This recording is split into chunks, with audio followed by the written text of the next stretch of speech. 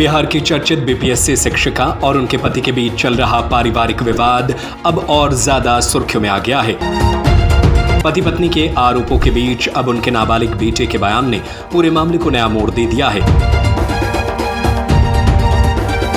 Social media पर तेजी से वायरल हो रहे इस विवाद ने लोगों का ध्यान अपनी ओर खींच लिया है। हालांकि यह मामला फिलहाल अदालत में विचाराधीन है और किसी भी आरोप की आधिकारिक पुष्टि नहीं हुई है। बिहार की बीपीएससी शिक्षिका गुंजन कुमारी और उनके पति अमन कुमार के बीच लंबे समय से पारिवारिक विवाद चल रहा है। दोनों एक दूसरे पर गंभीर आरोप लगा रहे हैं। इसी बीच उनके 10 वर्षीय बेटे के बयान ने मामले को और चर्चा में ला दिया है। बेटे ने दावा किया है कि जब उसकी मां नौकरी के सिलसिले में दूसरे शहर में रहती थी, तब एक व्यक्ति अक्सर उनके घर में आता था। बच्चे के अनुसार वह व्यक्ति कई दिनों तक घर में रुकता था और उसकी मां उससे लगातार बातचीत करती थी। बच्चे ने अपने अनुभव साझा करते हुए असहजता भी जाहिर की। दूसरी ओर पति अमन कुमार का कहना है कि उन्होंने अपनी पत्नी की पढ़ाई और करियर के लिए हर संभव सहयोग किया। उनका दावा है कि आर्थिक कठिनाइयों के बावजूद उन्होंने पत्नी की शिक्षा जारी रखने में मदद की और परिवार को संभाला। अमन का आरोप है कि सरकारी नौकरी मिलने के बाद पत्नी के व्यवहार में बदलाव आया और दोनों के रिश्तों में दूरियां बढ़ने लगी। उन्होंने यह भी कहा कि कुछ घटनाओं के बाद उन्हें पत्नी के व्यवहार पर संदेह हुआ, जिसके चलते विवाद बढ़ गया और मामला अदालत तक पहुंच गया। वहीं शिक्षिका गुंजन कुमारी ने पति के सभी आरोपों को खारिज कर दिया है। उनका कहना है कि उन्हें वैवाहिक जीवन में अपेक्षित सहयोग नहीं मिला। उन्होंने आरोप लगाया कि परिवार में तनाव की वजह कुछ और थी और उनके खिलाफ लगाए जा रहे आरोप पूरी तरह निराधार हैं। गुंजन का कहना है कि उन्होंने कठिन परिस्थितियों में संघर्ष करते हुए पढ़ाई पूरी की और अपनी मेहनत से सरकारी नौकरी हासिल की। उन्होंने यह भी स्पष्ट किया कि उनके बारे में सोशल मीडिया पर जो दावे किए जा रहे हैं, उनमें कई बातें तथ्यात्मक रूप से सही नहीं हैं। इस पूरे मामले का सबसे संवेदनशील पहलू नाबालिग बच्चे का बयान बन गया है। बच्चे ने पिता के साथ रहने की इच्छा जताई है। हालांकि कानूनी विशेषज्ञों के अनुसार ऐसे मामलों में बच्चों के बयान, परिस्थितियों और अन्य साक्ष्यों का मूल्यांकन अदालत और संबंधित संस्थाएं तय प्रक्रिया के तहत करती हैं। फिलहाल दोनों पक्ष अपने अपने दावे पर कायम है। सोशल मीडिया पर भी लोग अलग अलग राय रख रहे हैं। कोई पति के पक्ष में खड़ा दिखाई दे रहा है तो कोई शिक्षिका के पक्ष को सुनने की बात कर रहा है। इस हाई प्रोफाइल पारिवारिक विवाद में सच क्या है और आरोपों में कितनी सच्चाई है, इसका फैसला केवल अदालत और कानूनी प्रक्रिया ही करेगी। फिलहाल मामला न्यायालय में विचाराधीन है और सभी की निगाहें आने वाले फैसले और नए तथ्यों पर टिकी हुई है। तब तक इस मामले को केवल आरोप और प्रत्यारोप के रूप में ही देखा जाना चाहिए। तो मम्मी से पूछा तो मम्मी बोली कि दोस्त है, बोलिए कि सबको बोलने के लिए कि मामा थे और मम्मी मुझे नीचे भेज देती थी और मैं ऊपर आती थी। मम्मी से बातचीत होती है? नहीं, मैं कोर्ट से भी एक बार आया था तो कॉल किया था तो उस दिन भी ब्लॉक लिस्ट था फोन। अच्छा, मम्मी की याद आती है तुमको? नहीं। क्यों नहीं आती है याद? अब मम्मी एक बार बोल दी थी कि मेरा बेटा नहीं है तो। अच्छा, मम्मी यदि बोलेगी कि तुम आओ मेरे साथ रहो? नहीं, बिल्कुल नहीं। क्यों? मम्मी मुझे मारती भी थी। किस लिए? जैसे मैं बोल दिया था एक दिन के पापा को बता दूंगा, अब बात करते हो तो मम्मी मारी थी। जरूरत पड़ा तो हमने महुआ टोरी सुपौल का अपने पुश्तैनी जमीन के अपने हिस्से का जमीन बेच के उसके पढ़ाई में खर्च कर दिया। उसको ब्यूटिशियन का भी कोर्स करवाया ताकि अगर किसी भी प्रकार का हमारे साथ कोई हादसा हो जाए तो हमारे बच्चे का जीवन में कोई कठिनाई नहीं आना चाहिए। ऐसा हम उसको तैयार किए, पढ़ाए बहुत अच्छी से। हमारी छोटा फैमिली था, पति पत्नी एक बच्चा। झगड़ा भी नहीं होता था हम लोग का, बहुत कम, मतलब पति पत्नी में होता है रोज, ऐसा कुछ नहीं होता था।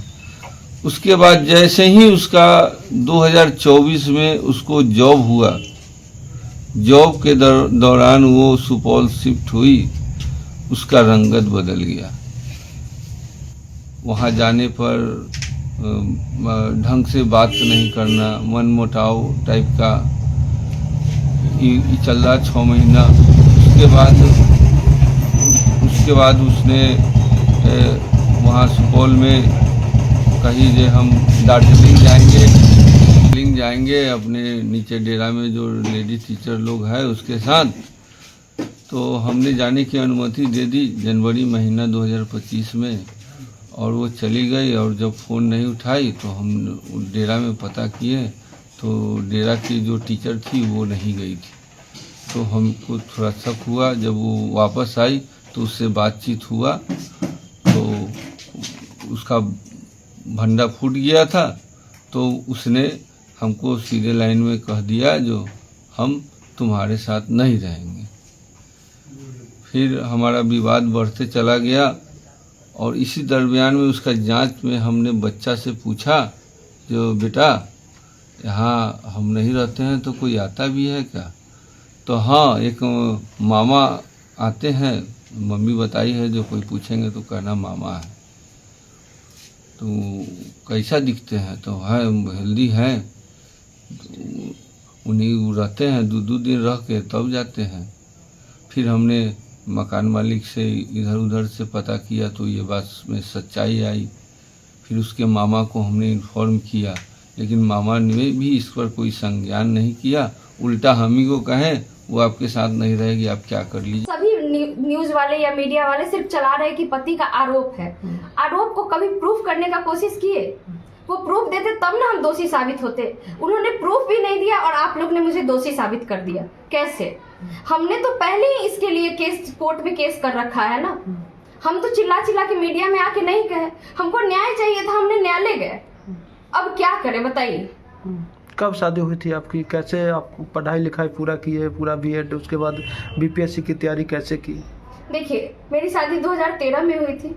उसके बाद हम इंटर के बाद ग्रेजुएशन किए, ग्रेजुएशन के बाद बीएड किए। बीएड करवाने का उनका कोई मंशा नहीं था। मेरा एंट्रेंस निकल गया था, हम पास कर गए थे। तो उन्होंने कहा कि मेरे पास पैसा नहीं, हम नहीं करवाएंगे।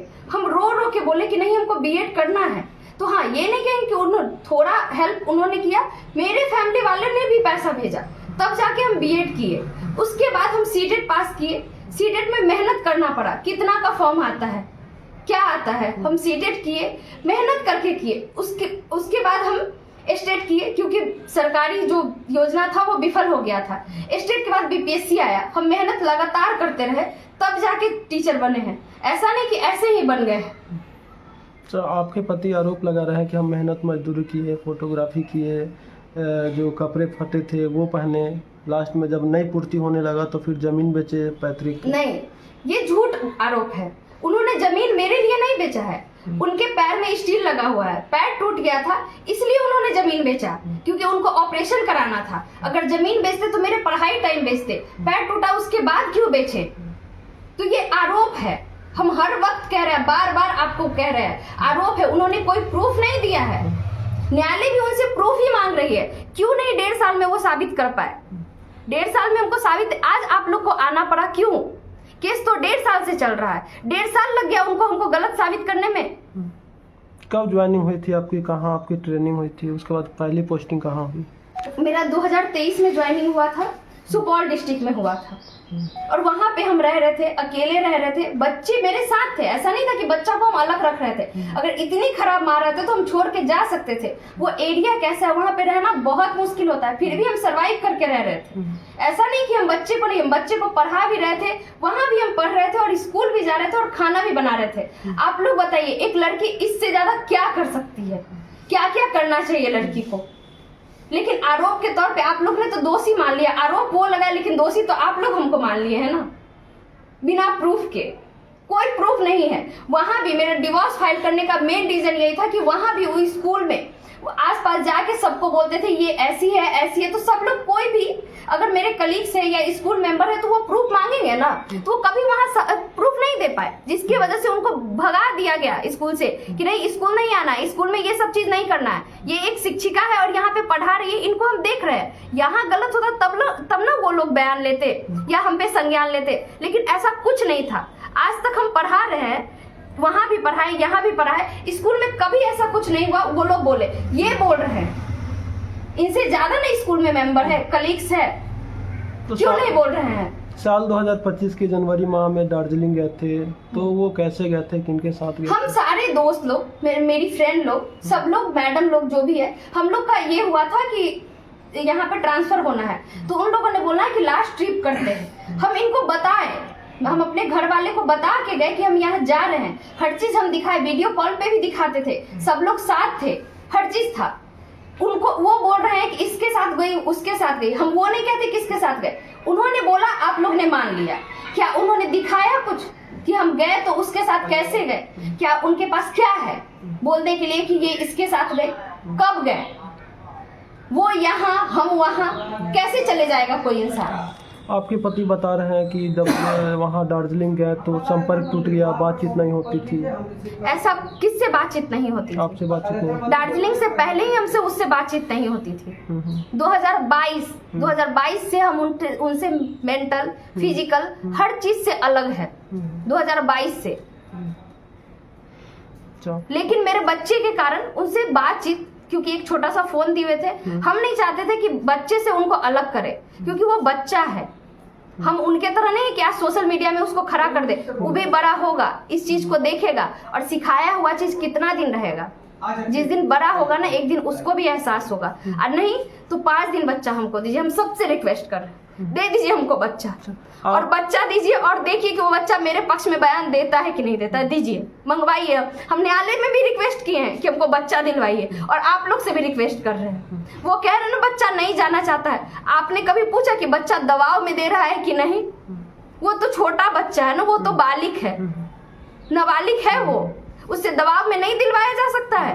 किसी ने क्वेश्चन नहीं किया ये।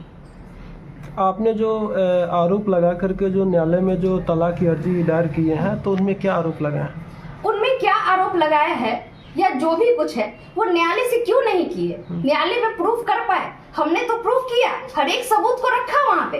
न्यायालय ने उनको फटकारा भी, तब भी न्यायालय के बजाय उस रोड पे क्यों तमाशा कर रहे हैं? रोड पे खड़े होके न्याय मांगने से न्याय मिलता है? न्यायालय में ही ना मिलेगा। वो क्यों नहीं आते हैं न्यायालय में? न्यायालय से मांगेंगे। आप लोग को जो बोल रहे हैं, न्यायालय में कहते हैं कि सर मेरे साथ इसने ये किया, आप बताइए। वो प्रूफ मांगता है। न्यायालय बिना प्रूफ का नहीं करता है, दोषी नहीं ठहराता। आप लोग तो हमको कटघरे में खड़े कर दिए, न्यायालय कहाँ कर दिया? जज साहब हमको कहाँ बोले कि तुम दोषी हो? कहाँ बोले? ये बोल रहा है ना। अभी वो प्रूफ हुआ जो हमने केस किया, हर चीज किया। उन्होंने बोले, उनको क्यों डर है कि जो हमने आरोप लगाया है वो सही निकल जाएगा? क्यों डर है? अगर डर नहीं रहता तो बाहर आके नहीं बोलते, न्यायालय में ही रहते। हम तो 1 साल 1.5 साल से न्यायालय जा रहे हैं, वहीं पे न्याय मांग रहे थे। बाहर आके खड़े होके चिल्ला के तो न्याय नहीं मांग रहे थे।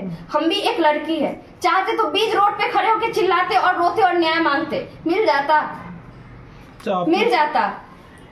आपके पति ये आरोप लगा रहे हैं कि उस हमारी पत्नी को किसी दूसरे शिक्षक से अफेयर है, तो वो कौन शिक्षक है, उसको जानते हैं, कहाँ का रहने वाला है? अच्छा एक बात बताइए, वो जिसका आरोप लगाए हैं वो जानते हैं? उन्होंने आपको दिखाया कुछ प्रूफ कि इस शिक्षक से अफेयर है? तो किस अफेयर क्या होता है सर? हम आपके साथ खड़े हो जाएंगे, आपके साथ बैठ जाएंगे तो मेरा आपके साथ अफेयर हो जाएगा? बोलिए, अफेयर का मतलब क्या होता है? हमको ये बताइए, क्या अफेयर है? अगर हम टीचर है, मेरे स्कूल में मैम भी है, सर भी है, क्या उनके साथ हम उठ रहे हैं, बैठ रहे हैं तो मेरा उनके साथ अफेयर है? ये कैसा अफेयर होता है? क्या मेरे लिए पर्सनल कोई शिक्षा विभाग बनाएगा कि जहाँ पे लड़की ही रहे, लड़का न रहे? उनका हमेशा से यही बयान है कि इसके साथ अफेयर है। आज वो इस लड़के को लगा रहे हैं, हमेशा हर लड़के के साथ जोड़ देते हैं। तो क्या हम किसी लड़के से ना बात करें, ना उनके साथ रहे? टीचर है, हमको बात करना पड़ता है, विभागीय कार्रवाई है, करना पड़ता है। अगर मान लीजिए अभी हम सेंसस में गए हैं, ड्यूटी लगा है मेरे सेंसस में, हम हर दरवाजे को खटखटा के बाहर से मर्द ही ज्यादा निकलते हैं, उनसे सवाल कर रहे हैं, पूछ रहे हैं, लिख रहे हैं। तो क्या मेरा उनके साथ अफेयर हो गया, जिसमें ना हम उनको जानते ना वो हमको जानते? तो अफेयर क्या होता है सर? आपने देखा उस लड़के का भी नाम लेके बदनाम किया जा रहा है बिना प्रूफ का। क्या ये सही है?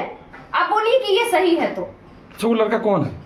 वो लड़का भी शिक्षक है, जैसे आप शिक्षक है वो भी शिक्षक है। मेरे स्कूल में इतने सारे टीचर है, वो भी टीचर है। तो आपके साथ ही पोस्टेड है वो? आखिर में साथ ही पोस्टेड नहीं है, साथ ही पोस्टेड नहीं आखिर है। में जो लिच्छवी नगर का जो मामला है, तो पुलिस को बुलाने की जो नौबत आई वो कैसे आई? अच्छा एक बात बताइए, पुलिस कौन बुलाया था और क्यों बुलाया था? हमको पहले ये बताया जाए। पुलिस बुलाया गया, पुलिस का क्या मतलब होता है? पुलिस बुलाने का क्या मतलब होता है? उनसे मारपीट हो रहा था, क्या हो रहा था? उन्होंने पुलिस बुलाया, कोर्ट में केस चल रहा है, आप आइएगा। आप सुने होंगे एक बयान कि वो बोल रहे हैं मेरे मकान मालिक कि इन्होंने एक लड़के को 10,000 रुपया दिया और बोला कि इसके आशिक के साथ कैसे भी फोटो निकाल के दोगे तो हम तुमको ये करेंगे। और मेरे मकान मालिक को भी बोला कैमरा लगाने दीजिए, उनको कहीं से प्रूफ नहीं मिल रहा था। ये क्या होता है, क्या है ये न्यूज तो कोई नहीं चलाएगा। क्यों नहीं चलाएगा? क्योंकि इससे मसाला नहीं मिलेगा। उसमें बोल तो रहे मकान मालिक, वो बोले ना कि ये इसका आशिक है, तो बोले ऐसा नहीं है, हम अकेले रहते हैं। मेरी बहन आई हुई थी, मेरी बहन भी उस दिन साथ में थी, एक दिन पहले से वो मेरे साथ रह रही थी। अगर उनके पास इतना कुछ है, वो बोले मकान मालिक मोबाइल पकड़ लिए, आप उनके हाथ में मोबाइल देख रहे होंगे, आप लोग भी समझदार है, पकड़ लिए तो कैसे आ गया उनके हाथ में मोबाइल? वो हाथ में मोबाइल लेके चिल्ला चिल्ला के बोल रहे हैं। आखिर में आप प्रशासन से क्या मांग करेंगे? प्रशासन से सर हम क्या मांग करें? प्रशासन तो आए, जब उनको हम बताए कि मेरा कोर्ट में मामला चल रहा है, वो कहते हैं थाने चलिए। हम बोले मेरा कोर्ट में मामला चल रहा है। एक तो ये आदमी आता है, मारता है, पीटता है और इस तरह से अटैक करता है कि हम बौखला जाते हैं, क्योंकि हम अकेले थे, बौखला जाते हैं। वहां पे हम फोन करते हैं, हम अपने घर वाले को भी फोन किए, दोस्त लोग को भी फोन किया, जिसको बन पड़ा आया, मेरे घर वाले भी गए। तो इसका मतलब क्या कि सबके साथ मेरा अफेयर है, सबके साथ ये है। वो किसी भी बेसिस पे मार सकते हैं हमको। अब प्रशासन आएगा और बोलेगा बुखार छुड़ा देंगे, ये कहाँ का न्याय है? तो हम प्रशासन से न्याय मांगने जाएंगे? ऐसे ही प्रशासन से न्याय मांगने जाए कि प्रशासन बोले कि बुखार छुड़ा देंगे, तो हमको खुद के लिए खड़ा होना पड़ेगा कि नहीं होना पड़ेगा? अगर हम खुद के लिए चिल्ला रहे तो हम गलत है। कोई आदमी मार के चला जाए, हम बोले तक नहीं। वहां पे मेरी माँ बहन को भद्दी भद्दी गालियां दिया जा रहा था। जिस इंसान पे हम गए थे वो इतना गाली दे रहा था, कब से गाली दे रहा था, सब लोग सुन रहे थे।